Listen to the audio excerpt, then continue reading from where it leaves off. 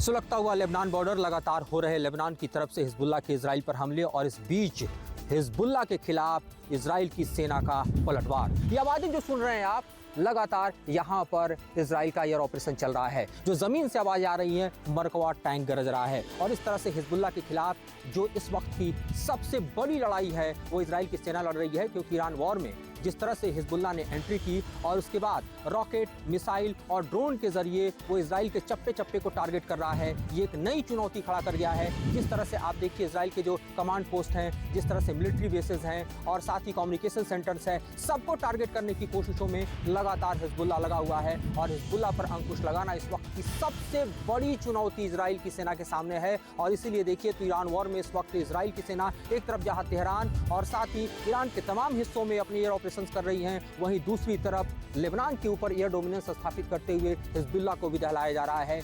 अभी जो इस वक्त आपको आवाज़ें सुनाई दे रही हैं, ये ग्राउंड ऑपरेशन और एयर ऑपरेशन दोनों का है, जो ठीक पीछे हमारे इन पहाड़ियों के टेरेन जो आप दिखाई दे रहा है वहाँ चल रहा है। साथ ही आपको बताना बेहद जरूरी है कि इस ऑपरेशन में अब तक इजराइल की सेना अपने 2 जवानों को खो चुकी है और लगातार 24/7 जो ऑपरेशन जारी है, इस बीच चुनौतियाँ भी बढ़ती जा रही है। क्योंकि जानकारी ये भी मिल रही है कि हिजबुल्लाह इस तरह के ऑपरेशन को अंजाम देना चाहता है जिसमें गुरिल्ला वार हो, इस तरह का ऑपरेशन देना चाहता है जिससे इजराइल की सेना चौंक जाए।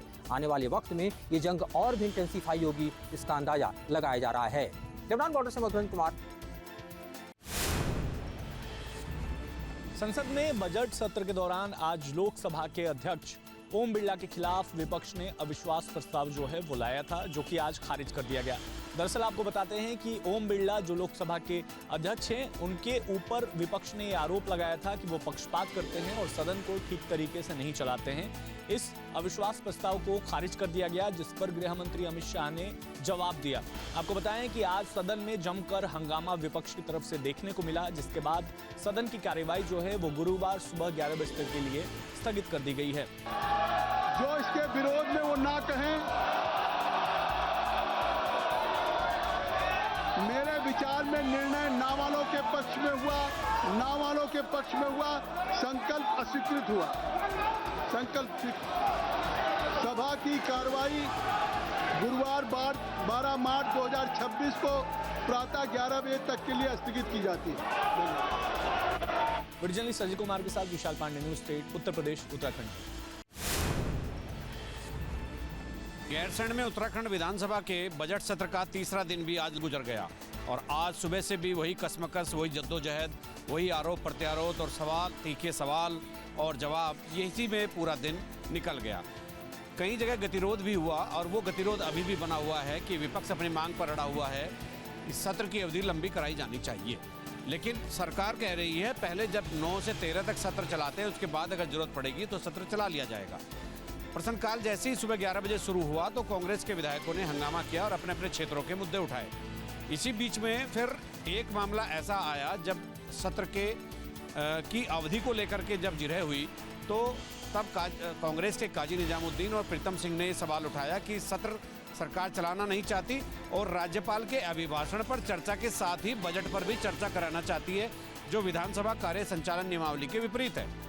तो इसी दौरान स्पीकर ने इंटरवेन किया और उन्होंने कहा कि भाई आप कार्य मंत्रणा में आते नहीं और कार्य मंत्रणा में जो होता है उसी के हिसाब से विधानसभा चलती है। लेकिन प्रीतम सिंह ने कहा कि हम कार्य मंत्रणा से इस्तीफा दे चुके हैं। फिर स्पीकर ने वही जवाब दिया कि हमने इस्तीफा स्वीकार नहीं किया है, आप कार्य मंत्रणा में आइए, तब पता चलेगा दिन भर क्या बिजनेस होता है। अपने सहयोगी कैमरामैन सोनी कुमार के साथ न्यूज़ स्टेट के लिए गैरसैंण से अजीत सिंह राठी। देश प्रदेश में कहीं न कहीं घरेलू सिलेंडर हो या कॉमर्शियल सिलेंडर लेकर के किल्लत की तस्वीरें दिख रही हैं। जिस तरीके से उन्हें बुक करने का जो समय होता था वो बढ़ा भी दिया गया और अब किल्लतें ये आ रही हैं कि पटरी के दुकानों से लेकर के होटल तक के कॉमर्शियल सिलेंडर ना मिलने के कारण बंदी हो रही है। और ऐसे में मुख्यमंत्री योगी आदित्यनाथ ने सब निर्देश दिए हैं अधिकारियों को कि फील्ड पे जाएं, किसी तरीके का जो भंडारण हो रहा हो या फिर किसी तरह से ब्लैक में ये बेचा जा रहा हो उनको रोके और लोगों को सहूलियत हो और व्यावसायिक रूप से किसी भी व्यापारी को नुकसान ना होने पाए, अधिकारी इस बात को लेकर के सुनिश्चित करें। वीडियो जर्नलिस्ट हरिराम के साथ आलोक पांडे, न्यूज स्टेट, लखनऊ।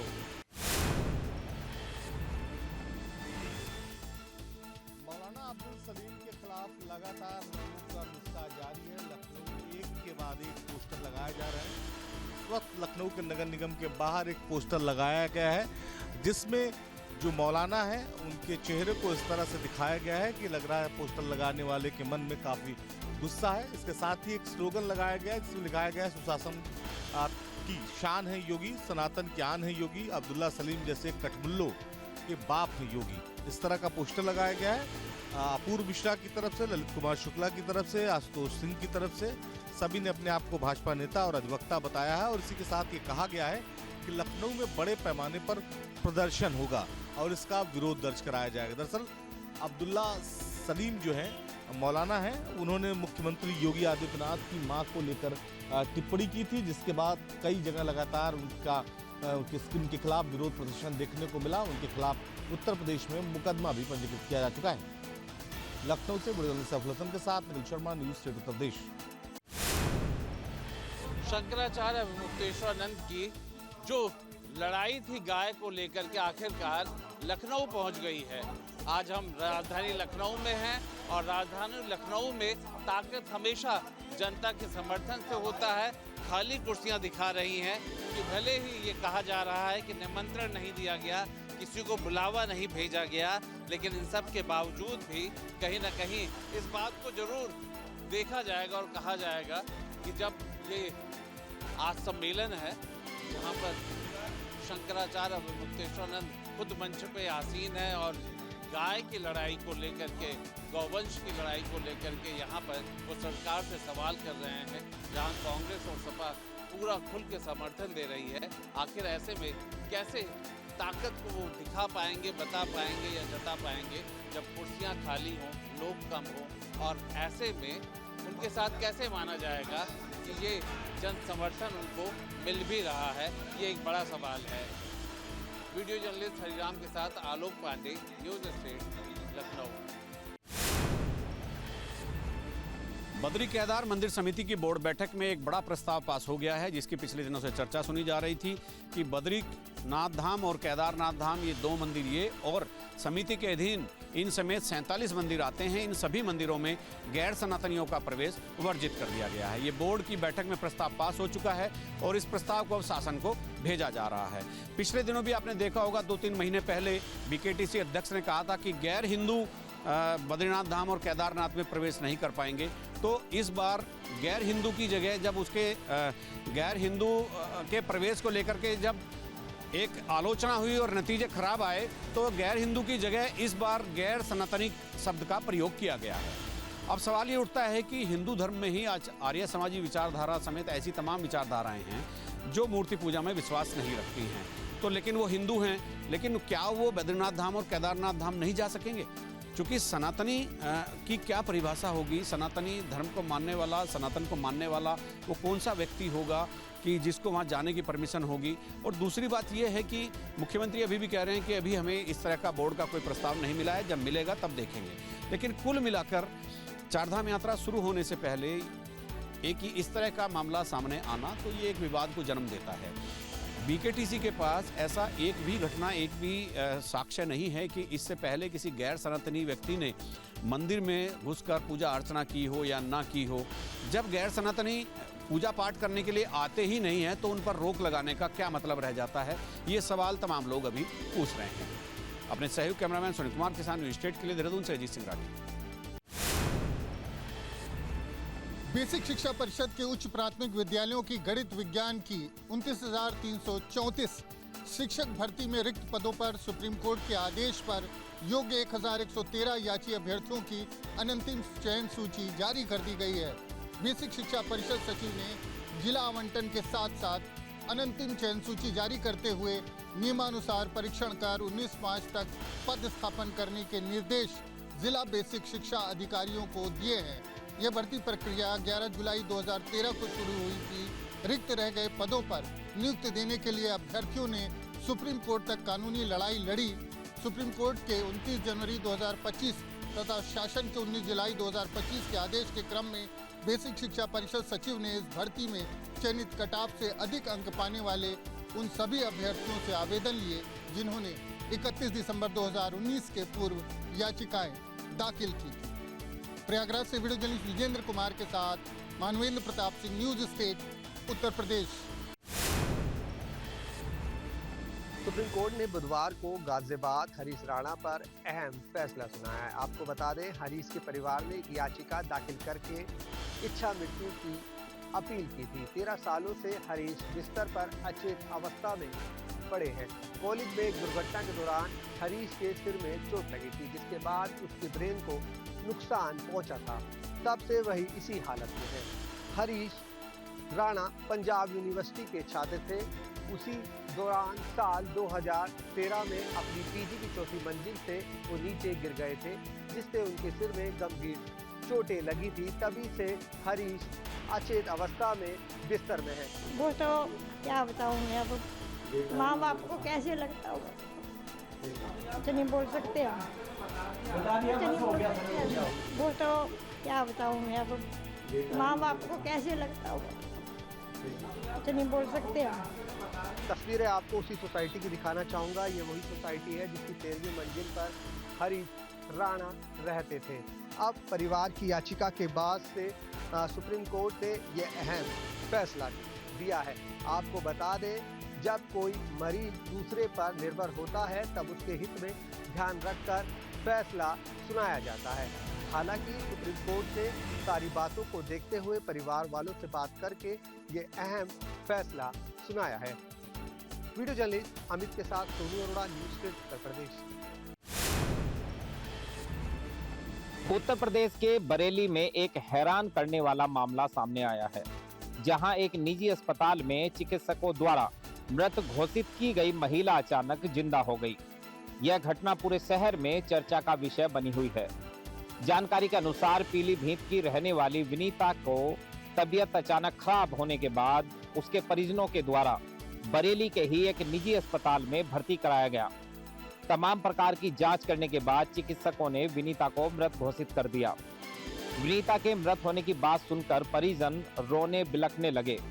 परिजन मृत विनीता के शव को गाड़ी में रखकर अस्पताल से घर वापस ले जा रहे थे, तभी ऐसी घटना घटित हुई जिसे कुछ लोग चमत्कार तो कुछ लोग साइंस बता रहे हैं। रास्ते में गाड़ी एक गड्ढे से गुजरते समय जोर से उछल गई। इसी झटके के दौरान विनीता को होश आ गया। विनीता को होश में आते देख परिजन तुरंत उसे शहर के न्यूरोसर्जन डॉक्टर राकेश सिंह के अस्पताल ले गए। पत्नी की तबीयत खराब हुई थी। हाँ, पत्नी की तबीयत खराब हुई थी। क्या हुआ फिर? 22 तारीख को इन्होंने बीपी गड़बड़ होने के हुआ तो उन्होंने गोली दवाई खाई थी, तो उसी से इन्हें करीब 10-15 मिनट बाद भी बेहोश हो गई थी।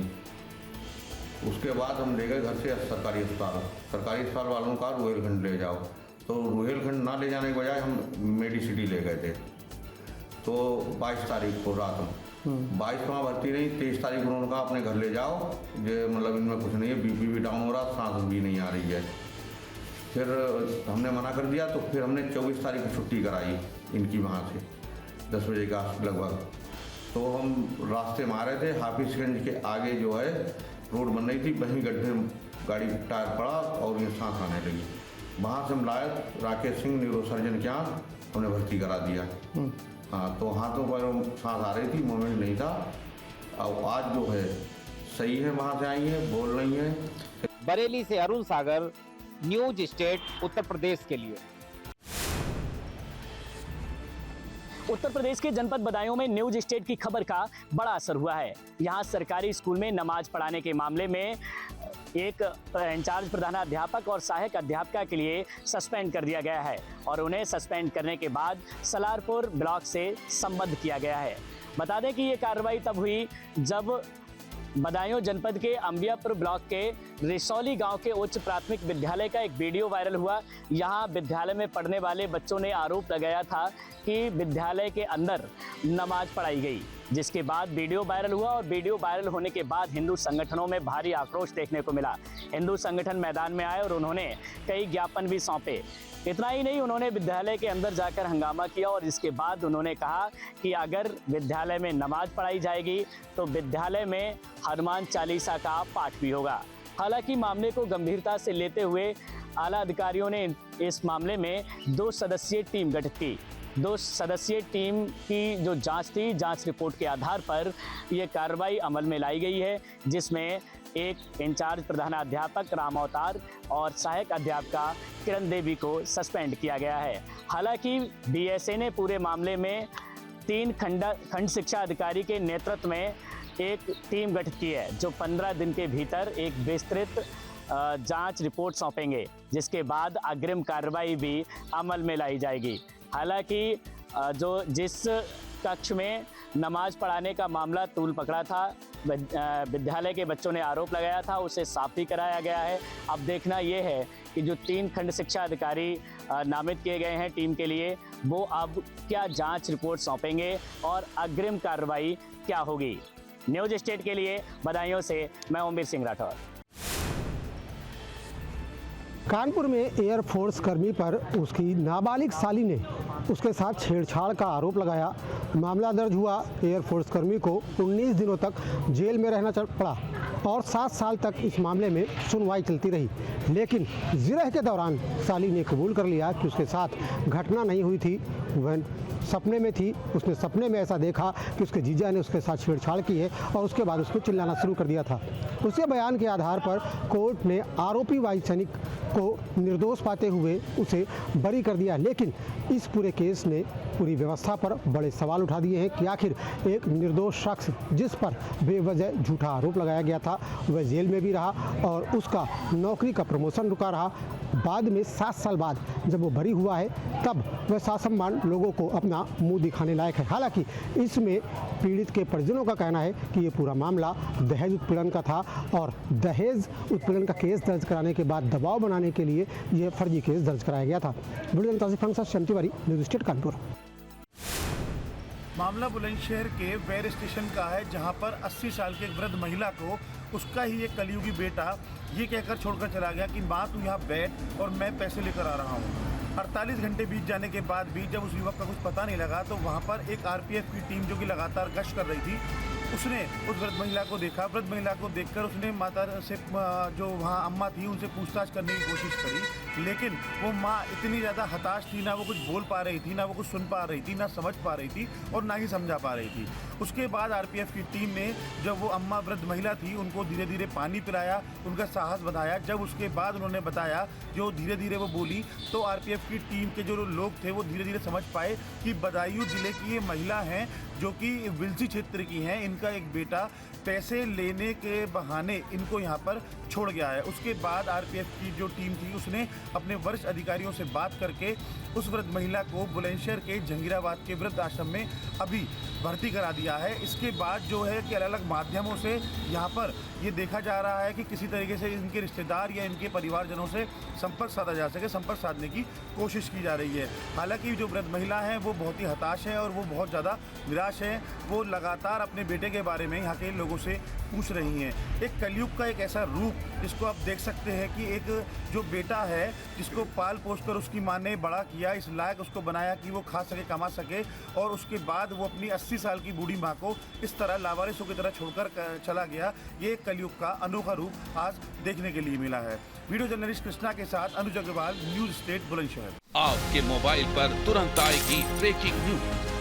स्क्रीन पर सबसे पहले दिखेगी बड़ी खबर, देश दुनिया की हर खबर एक जगह। अब आपके मोबाइल पर तुरंत फटाफट इंस्टॉल कीजिए न्यूज नेशन ऐप और रखिए खुद को अपडेट।